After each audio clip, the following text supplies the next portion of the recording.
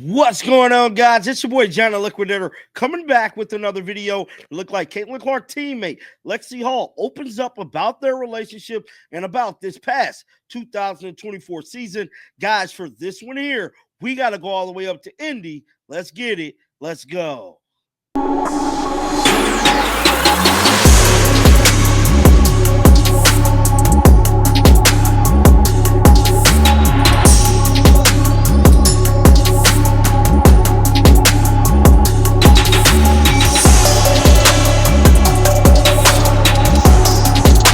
A time we witnessed this past year with rookie sensation Caitlin Clark setting the nation on fire for the Indiana Fever and bringing lights and eyes to a sport that people really weren't paying attention to.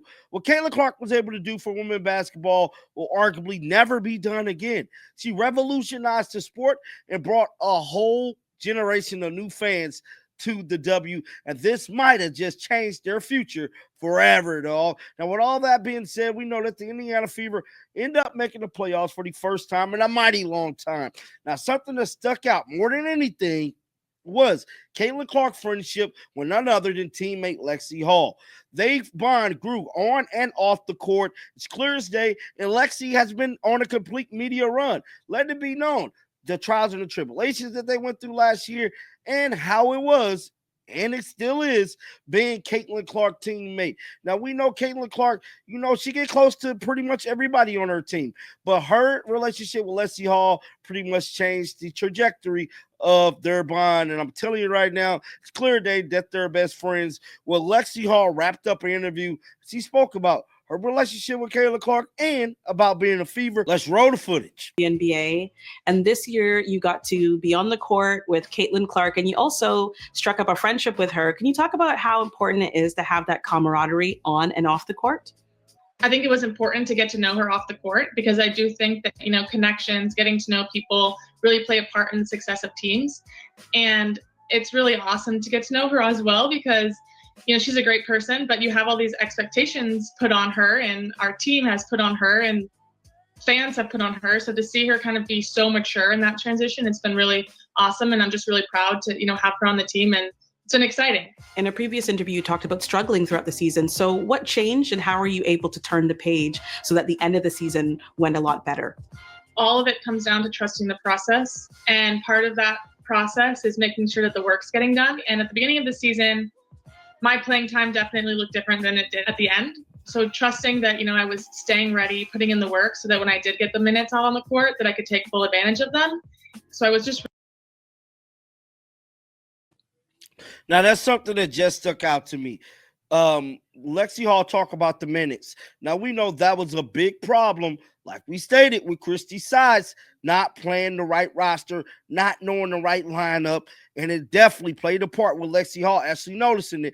But she didn't get mad about it. I'm telling you right now, it's clear as day that she did not get mad about the situation she was in.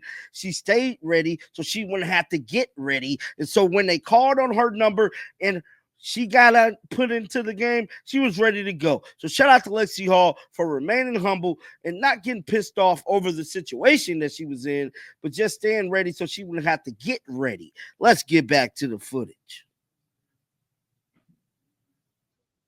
Really proud of myself for trusting the process and staying the course. In an interview, you said there are pros and cons of the growth in the WNBA. Can you talk a little bit about that?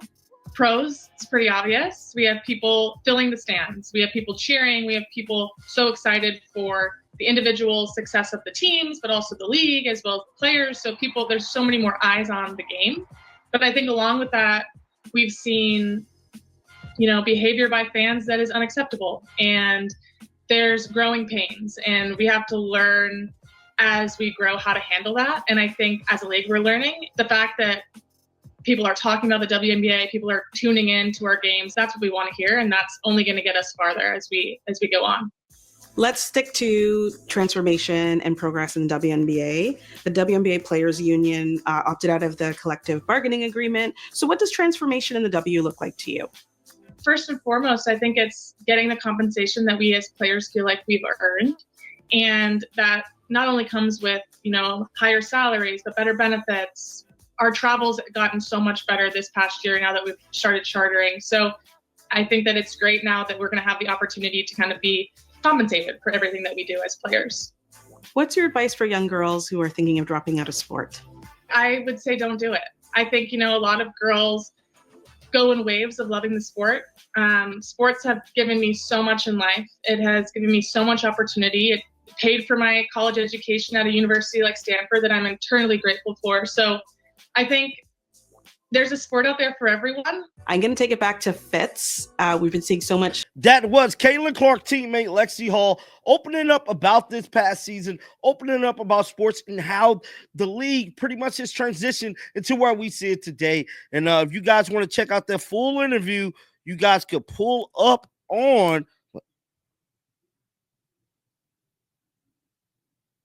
She's for Sports Podcast on YouTube. She's for Sports Podcast. That's where you guys can check out the full interview.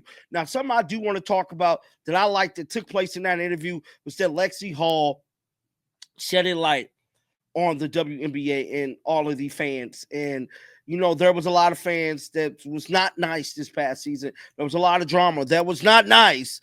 And I was calling people out about it, man. I told y'all it's two sides. We got, hating fans and we got racist fans.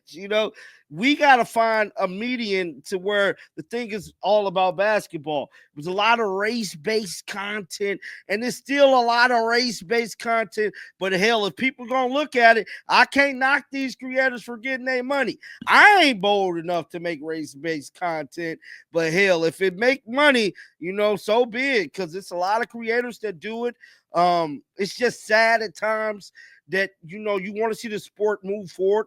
You don't really see a lot of race-based stuff in any other sports. This is new, like, to me, seeing this in the women's basketball, but it is what it is. And I'm glad that these players is speaking up and speaking out against a lot of these scenarios that took place last year during the 2024 season. And just like I always tell y'all, man, let's just keep the main thing the main thing. Let's leave politics out of it. Let's leave race out of it. And let's keep it all about the game itself. And that is basketball, bruh. Like, let's talk about the numbers. You know what I'm saying? The assists, the points, the rebounds. Like, we just bring up other irrelevant stuff, and it just has nothing to do with the actual game, bro. Like, I don't know, man, but it's a lot of people that love content like that. And shout out to you guys, those guys making the big bucks. But it is what it is, man. But definitely get down in the comment section. Let me know y'all thoughts about this. Keep them bells on, because I'm gonna bring you the news. And until next time, dog, shake the haters off. I'm out of here, baby. Peace out. Shake the haters off.